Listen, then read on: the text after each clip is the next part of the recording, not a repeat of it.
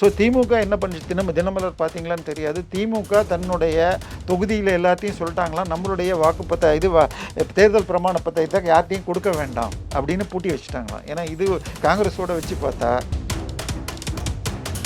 நீங்கள் பார்த்தீங்கன்னா ஒரு விண்மில் இருக்கும், அந்த பைபாஸ் ரோடில் போனீங்கன்னா ஒரு ஃபேக்ட்ரியில் வெஸ்டா ஆர்ஆர்பின்னு கம்பெனி பேர், அதை இவங்க வாங்கிட்டு 200 கோடி ரூபாய்க்கு ரெஜிஸ்டர் பண்ணிவிட்டு 22 கோடி ரூபா ஸ்டாம்ப் டியூட்டிக்கு பதிலாக இது கல்வி அறக்கட்டளைன்னு சொல்லி வெறும் 3 கோடி கட்டினதாக ஈஸி கட்டுது.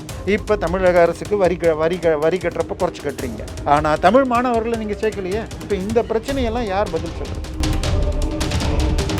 நாங்களும் முஸ்லீம்களும் போட்ட பிச்சையில் தான் நீங்கள் ஆட்சிக்கு வந்தீர்கள் அப்படின்னு பேசணும். இவங்க என்ன பேசுவாங்க?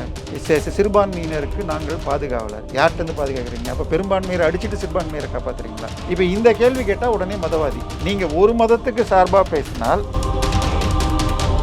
சொல்கிறீங்க, சண்டை போடுறவர் இந்த ஹைட்டில் இருக்கார், இவங்க கீழே இருந்துக்கிட்டு இந்த மதவாதத்தை தூண்டிக்கிட்டு இருக்காங்க. சரி, இன்னைக்கு 543 சீட்டு இது வரைக்கும் நமக்கு ஃபஸ்ட்டு ஃபேஸில் தமிழ்நாடோடு சேர்த்து 102 தொகுதி நடந்து முடிஞ்சிச்சு. குறைந்தபட்சம் 22 சீட்டுகளை பிஜேபியும் 3 சீட்டில் இவங்க நிற்கிறாங்க ஜனதாதள் செக்யுலர், அவங்க 2லேருந்து 3 25 சீட்டு, 3 சீட்டுகளை காங்கிரஸ் ஜெயிக்க வாய்ப்பு இருக்குது.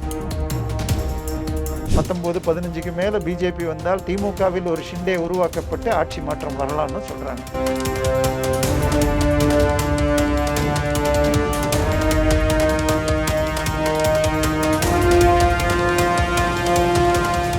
ரியல் ஒன் வாய்ஸ் நேயர்களுக்கு வணக்கம். இன்றைய நேர்காணலுக்காக நம்முடன் இணைகிறார் அரசியல் விமர்சகர் திரு தேவப்பிரியா அவர்கள். வணக்கம் சார். வணக்கம். காங்கிரஸ் மேனிஃபெஸ்டோவை வச்சு ஒரு சில வாக்குறுதிகளை, அதாவது பிரதான வாக்குறுதிகளை வைத்து மோடி அவர்கள் ஒரு சில விமர்சனங்களை வச்சுட்டு வராரு. இது ஒரு சில இடத்துல சர்ச்சையாகவும் ஆகுது. நீங்கள் இதை எப்படி பார்க்குறீங்க சார்? ஒரு தேர்தல் பரப்புரை மோடி பேசுகிறாரு, இல்லை பெரிய தலைவர்கள் யார் பேசினாலும் குறைஞ்சபட்சம் 30லேருந்து 50 நிமிஷம் பேசுவாங்க. சாதாரண தலைவர்கள் எழுதி வச்சுட்டு படிக்கிறாங்கன்னு வச்சுக்கோங்க, நம்ம ஒரு மாதிரி எடுத்துக்கிட்டால் துண்டிச்சீட்டை வச்சுட்டு படித்தாங்கன்னா 10லேருந்து 20 நிமிஷம் பேசுகிறாங்க. மோடி அவர்கள் அது எதுவுமே இல்லாமல் கிட்டத்தட்ட 50 நிமிஷத்துக்கு குறையாமல் பேசுவார். அதில் 5-10 நிமிஷம் பாரத் மாதா கி ஜே வந்தே மாதரம் கத்துனா கூட மிச்சம் 45 நிமிஷம் பேசுகிறார். அதில் 90 செகண்ட் இல்லாட்டி 2 நிமிஷம் பேசுகிற முக்கியமான இந்த கடந்த 10 வருடத்தில் 11 கோடி பேருக்கு இலவச கேஸ் கனெக்ஷன் கொடுத்துருக்கு அப்படிங்கிறார். 3 கோடி பேருக்கு வீடு கட்டி கொடுத்துருக்கேன், 25 கோடி பேரை ஏழ்மையிலிருந்து நீக்கியிருக்கேன். இதெல்லாம் பேசுகிறத எடுத்துக்க மாட்டேங்கிறாங்க. அவங்களுக்கு தேவை இவரை எதிர்மறை விமர்சனம் பண்ணுறாங்க. இப்போ தமிழ்நாட்டில் எடுத்துக்கிட்டிங்கன்னா திருமாவர்கள் ஒரு இதில் பெரம்பலூரில் போய் பிரச்சாரம் பண்ணுறப்ப திருப்பி மோடி ஆட்சி வந்தால் தமிழகத்தில் உள்ள தேவாலயங்கள் இடிக்கப்படும், மசூதிகள் இடிக்கப்படும், முஸ்லீம்கள் கிறிஸ்தவர்கள் வாழ முடியாதுன்னு. இப்போ இதுக்கு அவர் பதில் கொடுக்கலன்னா அவர் என்ன பிரச்சாரம் பண்ண முடியும்? ஸோ அவர் பதில் கொடுத்தாகணும். அதனால அவர் என்ன பண்ணியிருக்காங்க, நீங்கள் காங்கிரஸுடைய மேனிஃபெஸ்டோவில் இலவசங்களை விட்டுருங்க. ஒரு இது எடுத்துக்கிட்டிங்கன்னா பிலோ பாவர்ட்டியில் இருக்கிற பெண்களுக்கு 1 லட்ச ரூபா மாதம் கொடுக்கப்படும் அப்படின்னு இருக்கார். இப்போ நமக்கு எப்படி 1000 ரூபா சொல்கிற மாதிரி அவர் மாதத்துக்கு 8500 கணக்கில் 1 லட்ச ரூபா. போன தடவை 72,000 போட்டிருந்தாங்க, மாதம் 6000. அதில் அவங்களுக்கு ஒன்றும் ஜெயிக்க முடியல. இப்போ 1 லட்சம்னு ஏற்றிருக்காங்க, 5 வருஷம் ஆயிடுச்சுன்னு. இப்போ அதுபடி பார்த்தீங்கன்னா இப்போ தமிழ்நாடு, தெலுங்கானா, கர்நாடகா இந்த 3லையும் அந்த ஸ்கீமுக்கு ஈக்குவலண்ட்டாக இருக்குது. தமிழ்நாட்டில் 1000 ரூபா, கர்நாடகாவில் 2000 ரூபா, தெலுங்கானாவில் 2500 ரூபா. இந்த தமிழ்நாடு கர்நாடகாவில் கிட்டத்தட்ட 2 கோடி பேருக்கு மேலே கொடுக்குறாங்க. தெலுங்கானா எடுத்திங்கன்னா ஒரு 75 லட்சம், தமிழ்நாட்டில் 39 எம்பி, கர்நாடகாவில் 28 எம்பி. ஸோ 39 8 47 67, அங்கே ஒரு 19 தெலுங்கானாவில் ஒரு 18 19 எம்பி. ஸோ கிட்டத்தட்ட 85 பேருக்கு 3 கோடி பேருக்கு கொடுக்கணும்னு சொன்னால் அப்போ 140 கோடி பேருக்கு எத்தனை பேருக்கு கொடுக்கணும்? கிட்டத்தட்ட 40 கோடி பேருக்கு கொடுக்கணும். அப்போ 40 லட்சம் கோடி வேணும். நம்மளுடைய பட்ஜெட்டு மொத்த வரி வருமானம் போன வருடம் இந்த மார்ச் வரைக்கும் வந்தது 40 லட்சம் கோடி. அதில் ஸ்டேட்ஸுக்கு 15 லட்சம் கோடி போச்சுன்னா 25 லட்சம் கோடி தான் ஆக்சுவல் வருமானம் மத்திய அரசுக்கு இருக்குது. வெறும் இந்த ஸ்கீமுக்கு நீங்கள் 40 லட்சம் கோடி கொடுத்தா, இதை தவிர என்ன சொல்கிறாரு, அவங்களுக்கு இது கிராஜுவேஷன் முடிச்சிருந்தா அவங்களுக்கு 1 வருஷம் நான் இது மாதம் 8000 ரூபா கொடுத்த இது பண்ணுவேன், அதே மாதிரி 1 லட்சம் கொடுப்பேன். டக் ஃபேஸ்புக் இன்ஸ்டாகிராம் பார்த்துட்டு இருக்கிற ஆளுங்களுக்கு 1 லட்ச ரூபா மாதம் 8500 ரூபா தருவேன் அப்படிங்கிறார். இதுக்கெல்லாம் எங்கே பணம் இருக்குன்னு தெரியல. ஆனால் இதையெல்லாமே விமர்சனம் பண்ணியிருக்காரு. நீங்கள் எதுக்குமே பண சோர்ஸ் இல்லாமல் இஷ்டத்துக்கு அடிச்சு விட்றீங்க. ஆனால் இதை தாண்டி இன்னொன்று என்ன பண்ணியிருக்காங்கன்னா, அவங்க ரீடிஸ்ட்ரிபியூஷன் நடக்கும்.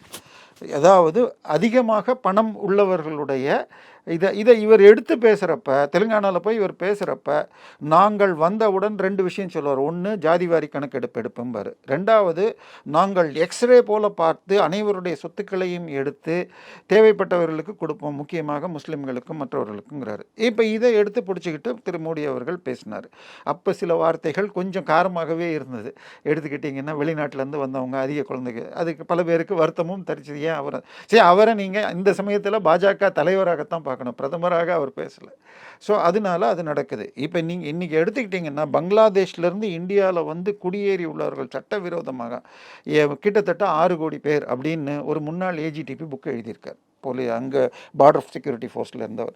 அப்போ இதை தவிர ரோஹிங்கியா முஸ்லீம்ஸ் பங்களாதேஷில் 8 லட்சம் பேர் இருந்த ஒரு ரோஹிங்கியா அகதியல் முகாமில் ஒரு நாளைக்கு 60 குழந்தை பிறந்ததுன்னு பங்களாதேஷ் பத்திரிகை சொல்லுது. ஸோ இது இவர் சொல்லலை. சரி, இது எல்லாமே ஆக்சுவல் நியூஸ்.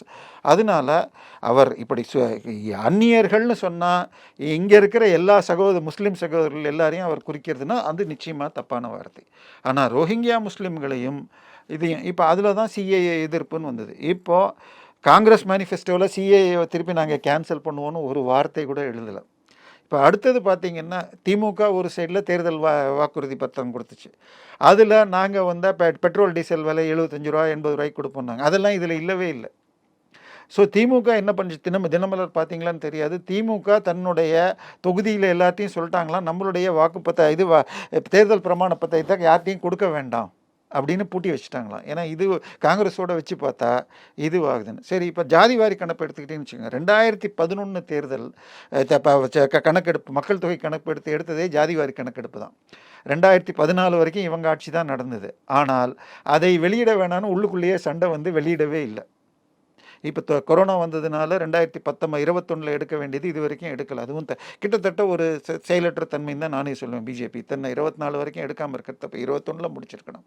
ஸோ இப்போ இனிமேல் இன்னொன்று, நிஜமாகவே ஜாதியை கேட்டால் எல்லாரையும் சொல்ல விடுறாங்களான்னு கேட்டால், அந்த 2011 சென்சஸுக்கு முன்னாடி நீங்கள்லாம் அடிக்கடி பேட்டி பல லாலிபா பங்கல்கள்லாம் எடுத்தால் தேர்தலில் இந்தந்த ஜாதி இப்படி போடுறாங்கலாம் பேசுவாங்க. ஆனால் எல்லா ஜாதி தலைவர்களும் ஓப்பனாக பத்திரிகையில் அறிக்கை கொடுத்தாங்க.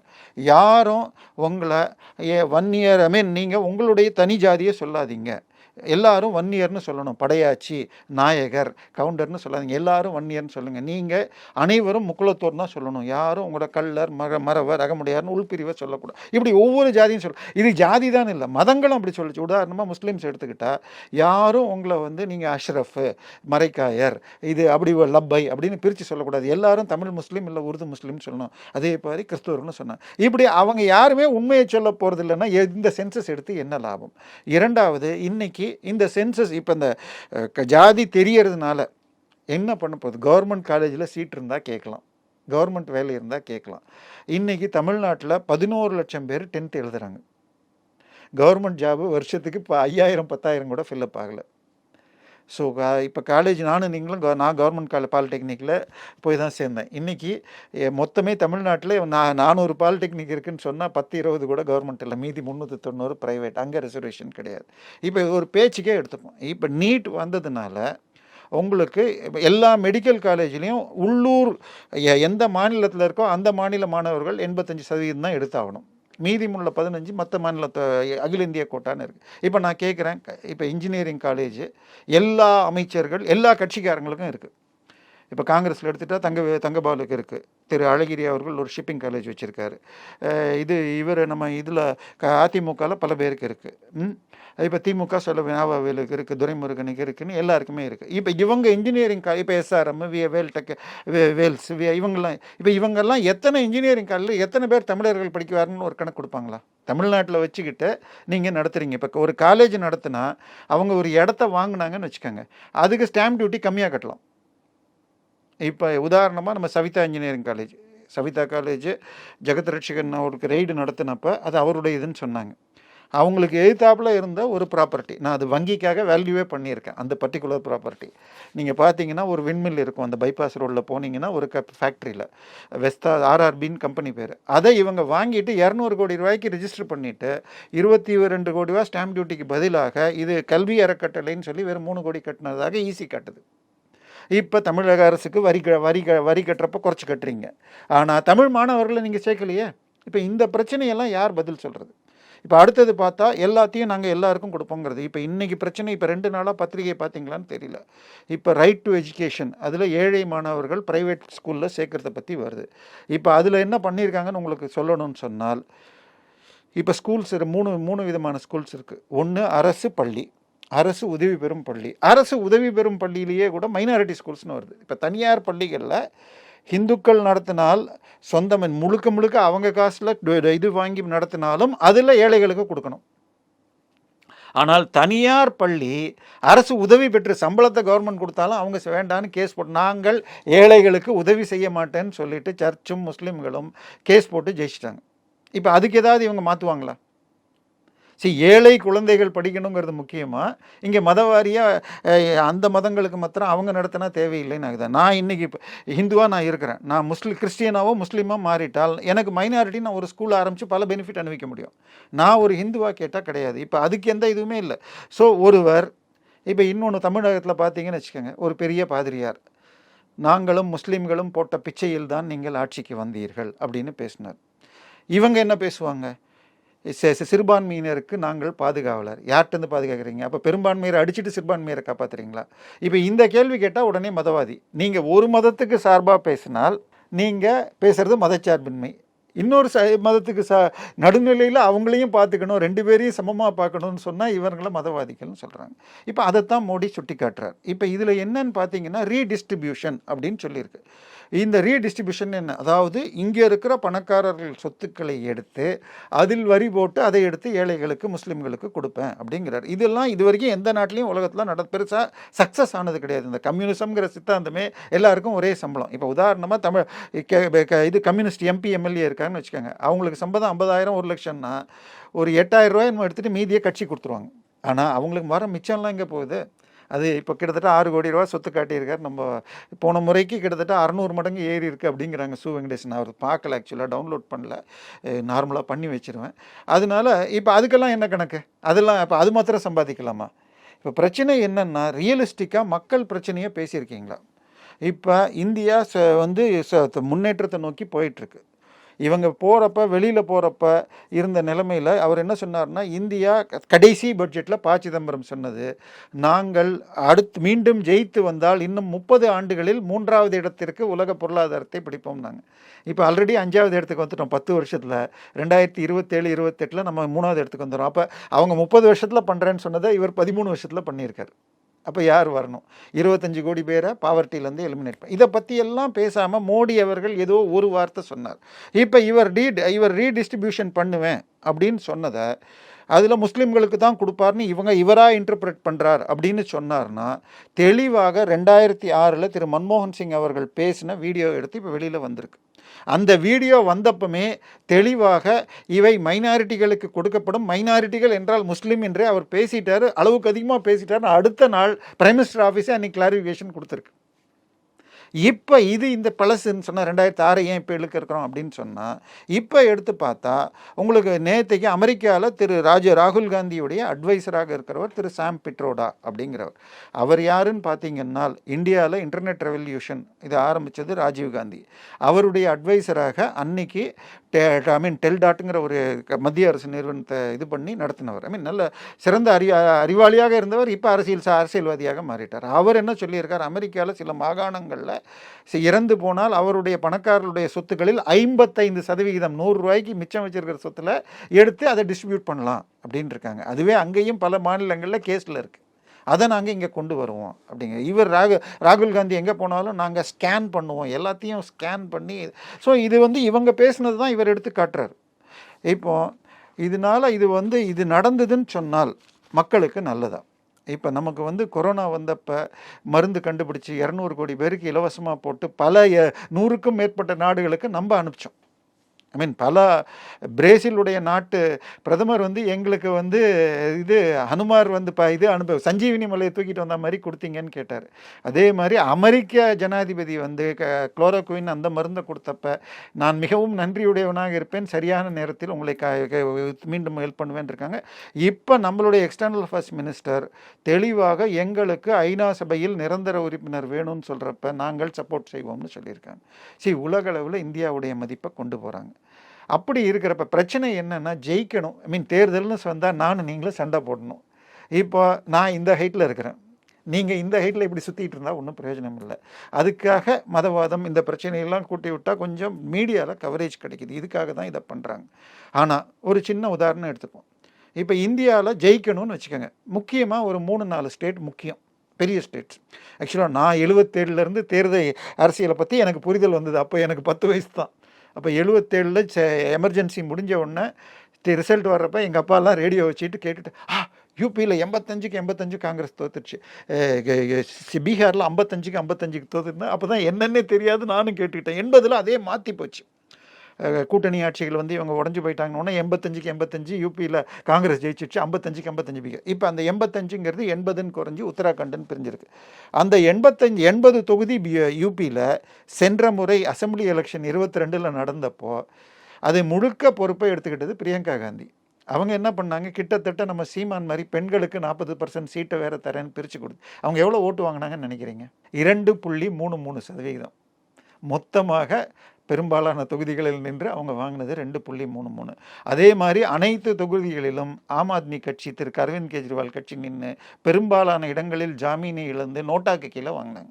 இப்போ இவங்கெல்லாம் சேர்ந்து இண்டி கூட்டணின்னு அமைச்சா. அதான் சொல்கிறேன், நான் சண்டை போடுறவர் இந்த ஹைட்டில் இருக்கார், இவங்க கீழே இருந்துக்கிட்டு இந்த மதவாதத்தை தூண்டிக்கிட்டு இருக்காங்க. இன்னைக்கு 543 சீட்டு இது வரைக்கும் நமக்கு ஃபஸ்ட்டு ஃபேஸில் தமிழ்நாடோடு சேர்த்து 102 தொகுதி நடந்து முடிஞ்சிச்சு. இப்போ இந்த 102 தொகுதியில் எவ்வளோ சீட்டு யார் ஜெயிச்சிருப்பாங்கன்னு ஒரு ரஃப் கணிப்பு பண்ண முடியும். இப்போ பார்த்தீங்கன்னா அதில் 40 தொகுதி தமிழ்நாடு, பாண்டிச்சேரி. இதில் போன முறை அவங்க ஒரு சீட்டு கூட ஜெயிக்கல, இல்லை ஒரே ஒரு சீட்டு எடுத்துக்கிட்டால் நம்ம தேனி மாத்திரம் இவங்க ஜெயிச்சு கூட்டணியில் ஜெயிச்ச சீட்டு அவ்வளோதான். இப்போ இந்த முறை 14 சீட்டு அளவுக்கு 14லேருந்து 19 வரும் அப்படின்னு சொல்கிறாங்க. நம்ம பேசினா 8லேருந்து 14 நிச்சயமாக வரும்னு நான் கணக்கு போடுறேன். இப்போ சட்டா மார்க்கெட்டுங்கிறத நான் உங்களுக்கு சொன்னேன். அதாவது உங்களுக்கு ராஜஸ்தானில் இருக்கிற பக்கோடிங்கிற இடத்துல அவர்கள் இந்தியா ஃபுல்லாக சோர்ஸை கலெக்ட் பண்ணிக்கிட்டு அவங்க ஒரு கணிப்பு வச்சு பெட்டிங் பண்ணலாம். அவங்க பெட்டிங்கில் ஃபஸ்ட்டு ஃபேஸ் 102ல் 62 பிஜேபி தனியாக, கூட்டணியாக 72ன்னு சொல்கிறாங்க. அதில் 19 தமிழ்நாடுன்னு சொல்லியிருக்காங்க. இல்லை, என்னாலேயே 19 நம்ப முடியல, நான் அதையும் சொல்லிடுறேன். ஆனால் 14 வரைக்கும் வாய்ப்பு இருக்குது. இப்போ அதை தாண்டி பார்த்தீங்கன்னு சொன்னால் இப்போ கேரளாவில் இன்றைக்கி நடக்குது, நாளைக்கு நடக்க இருக்குது. 20 சீட்டு கேரளாவில் நடக்குது. போன முறை 19 சீட்டு காங்கிரஸ் கூட்டணியும் ஒரே ஒரு சீட்டு எல்டிஎஃப்பும் ஜெயிச்சுது. இந்த முறை கேரளாவில் 4 சீட்டில் மிக தெளிவாக பிஜேபி நல்ல ஃபைட்டு கொடுக்குது. திருவனந்தபுரத்தில் திரு ராஜீவ் சந்திரசேகர் அப்படின்னு சொல்லிட்டு இப்போ அமைச்சராக இருக்கார், மத்திய அமைச்சராக இருக்கிறார். இதுக்கு அடுத்ததாக திருச்சூர் சீட்டில் திரு நடிகர் சுரேஷ் கோபி நிற்கிறார். இதுக்கு அடுத்தது அத்திங்கல் அப்படிங்கிற தொகுதியில் இவங்க சோபனா ராமச்சந்திரன் சொல்லிட்டு அவங்க ஒரு நல்ல ஃபைட் கொடுக்குறாங்க. அவங்க சென்ற முறை பாலக்காட்டில் நின்று உங்களுக்கு கிட்டத்தட்ட 30% ஓட்டு 2வது தடவை வாங்கியிருக்காங்க. இது இல்லாமல் பதனம்திட்டா நம்ம சபரிமலை இருக்கிற பகுதியில் திரு காங்கிரஸ் தலைவருடைய மகன் நிற்கிறார், பெர்னாண்டஸ், இந்த அவர் நிற்கிறார், அங்கேயும் வாய்ப்பு இருக்குது அப்படிங்கிறாங்க. இந்த 4 இதோட பாலக்காடு சேர்த்தா 5ல் நல்ல ஃபைட் கொடுக்குறாங்க.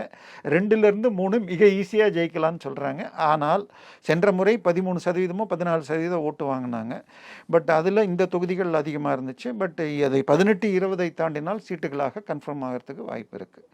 அடுத்தது கர்நாடகா வருது. இப்போ கர்நாடகாவில் மொத்தம் 28 தொகுதி. சென்ற முறை 28ல் 25 பிஜேபி, 1 பிஜேபி ஆதரவு சுயேட்சை, ஒரு சீட்டு ஜனதாதள் யுனைடெட் செக்யூலர் தேவகவுடாவுடைய பேரன் ஜெயிச்சார், ஹாசன் அப்படிங்கிற தொகுதியை ஜெயிச்சார்.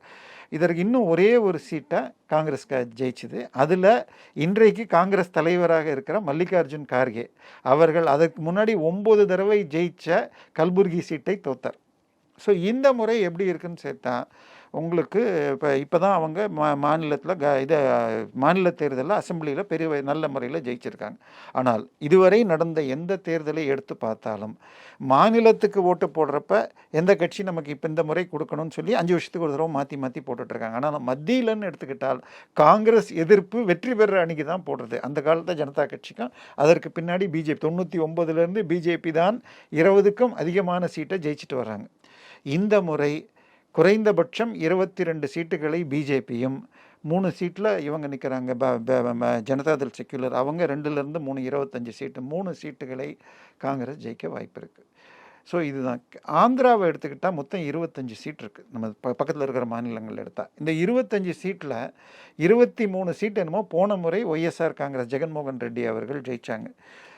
2 சீட்டு தான் தெலுங்கு தேசம் ஜெயிச்சது. இவங்க 49% ஒய்எஸ்ஆர் காங்கிரஸும் 43% அவங்களும் எடுத்தாங்க. பிஜேபி வெறும் 2%, காங்கிரஸ் 1% ஓட்டு, மிச்சம் மற்றவர்கள் வாங்கினாங்க.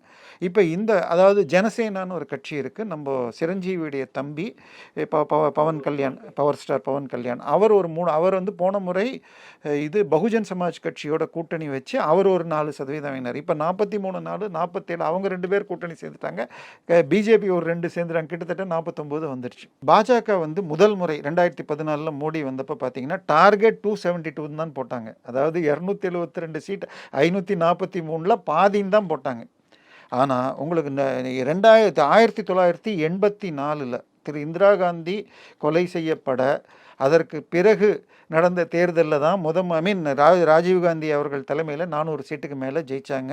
அதுதான் கடைசியாக ஒரு மெஜாரிட்டி ஆட்சி மத்தியில் வந்தது. அதுக்கு பிறகு அடுத்த 30 ஆண்டுகள் எல்லாமே கூட்டணி ஆட்சியாக தான் இருந்தது. ஆனால் இவர்கள் தனியாக மெஜாரிட்டி வாங்கணும்னு அமித்ஷா அவர்கள் போய் கிட்டத்தட்ட 9 மாதம் அவருக்கு என்னென்னா இவங்க ஒரு கேஸ் போட்டு சிதம்பரம் அவர் பேரில் கேஸ் போட்டு குஜராத்தில் தங்கக்கூடாதுன்னு ஒன்றா அவர் போய் யூபியில் தங்கி ஒரு அண்டர் கரண்ட்டை உருவாக்கி அங்கே இருக்கிற ஜாதி அமைப்புகள் கட்டமைப்புகள் சோஷியல் இன்ஜினியரிங் ஒர்க் பண்ணி எங்கே யார் நிற்க வைக்கணும் அப்படின்னு பண்ணி அந்த தேர்தலில் 2014 அவங்க ஆரம்பித்தப்போ அவங்க போட்ட டார்கெட் 272+ தான் போட்டு ஆரம்பித்தாங்க. ஆனால் மக்கள் 302 சீட்டு கொடுத்தாங்க. இப்போ அதுலேயும் உத்தரப்பிரதேசம் எடுத்துக்கிட்டிங்கன்னா கிட்டத்தட்ட 72 சீட்டு ஜெயித்தாங்க. யார் ஜெயித்தாங்க? எதிரணியிலன்னு சொன்னால் ரொம்ப உங்களுக்கு ஈஸியாக இருக்கும். எதிரணியிலேருந்து ஜெயித்தது 2 கட்சி தான். காங்கிரஸ் கட்சி ஒன்று, 2வது முலாயம் சிங் யாதவ் அவர்களுடைய சமாஜ்வாதி கட்சி.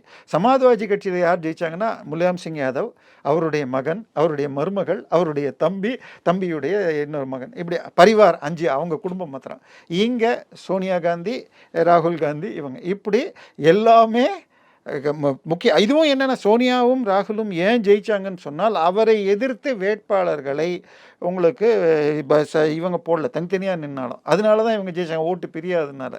ஸோ இப்படி 72 போன முறை என்ன பண்ணிட்டா 2019 வந்தப்போ உங்களுக்கு என்னென்னா அங்கே கூட்டணி வச்சுட்டாங்க கொஞ்சம் பலமாக. யூபியில் மகாகட்பந்தன்னு சொல்லிட்டு பகுஜன் சமாஜ் கட்சி, மாயாவதி கட்சி, காங்கிரஸ் மற்றும் இவங்க சேர்ந்து வச்சாங்க.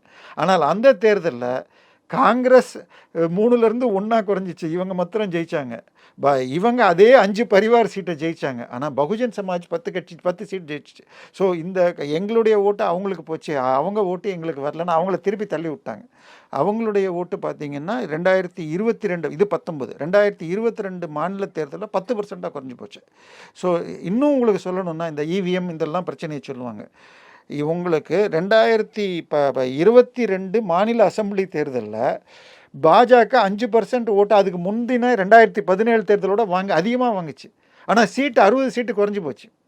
அதாவது 19% ஓட்டு வாங்கின மாயாவதி இந்த முறை 10% குறைஞ்சதுனால சமாஜ்வாதி கட்சிக்கு மொத்தமாக ஓட்டு போகிறப்ப 300 சீட்டுக்கு மேலே 412 சீட் அங்கே, அதில் 305 என்னமோ ஜெயிச்சிருந்தாங்க. இந்த முறை 230 குறைஞ்சி போச்சு.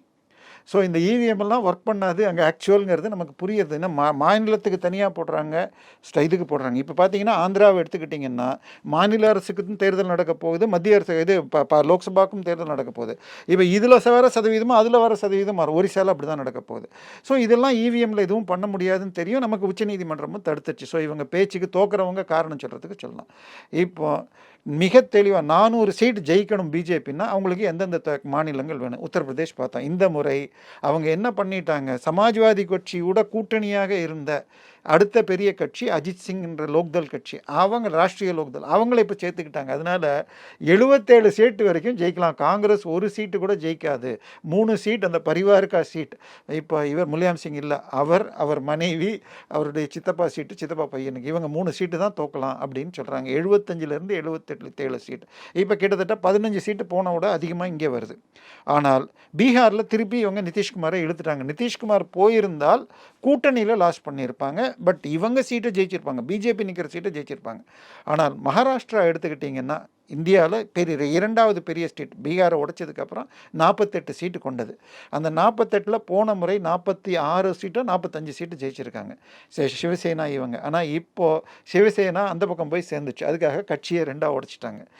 உத்தவ் தாக்கரே தனியாக, ஒரு ஒரிஜினல் கட்சி ஓனர் உத்தவ் தாக்கரே தனியாக, சிவசேனா உத்தவ் தாக்கரேன்னு வச்சுட்ருக்கார். ரியல் சிவசேனாங்கிற பேரில் இவங்களோட இருக்கிற ஷிண்டே வச்சிட்ருக்கார். இப்போ தமிழக தேர்தல் முடிவுகள் 19-15க்கு மேலே பிஜேபி வந்தால் திமுகவில் ஒரு ஷிண்டே உருவாக்கப்பட்டு ஆட்சி மாற்றம் வரலாம்னு சொல்கிறாங்க.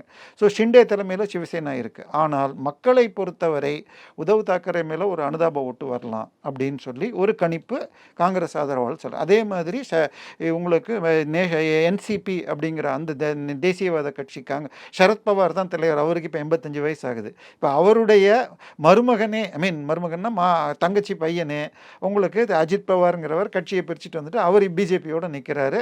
அவருடைய மனைவியும் சரத்பவாருடைய மகளும் அவர் பல ஆண்டுகள் 10 முறைக்கும் மேலே சரத்பவார் ஜெயிச்ச பாராமதி தொகுதியில் போட்டி போடுறாங்க.